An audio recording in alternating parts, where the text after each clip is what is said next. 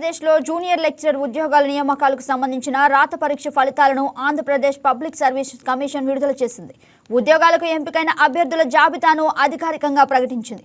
ఫలితాల కోసం అభ్యర్థులు ఏపీపీఎస్సీ అధికారిక వెబ్సైట్ను సందర్శించి తమ వివరాలను చూసుకోవచ్చని అధికారులు తెలిపారు. రాత పరీక్షలో అర్హత సాధించి ఉద్యోగాలకు ఎంపికైన అభ్యర్థులకు ఈ నెల 16వ తేదీన సర్టిఫికేట్ వెరిఫికేషన్ నిర్వహించనున్నట్లుగా చెప్పారు. ఈ ప్రక్రియకు సంబంధించి ఇప్పటికే అభ్యర్థులకు కాల్ లెటర్లు పంపినట్లు కమిషన్ పేర్కొంది. ఒకవేళ ఎవరికైనా కాల్ లెటర్లు అందకపోతే ఏపీపీఎస్సీ వెబ్సైట్ నుంచి నేరుగా డౌన్లోడ్ చేసుకోవచ్చని సూచించింది.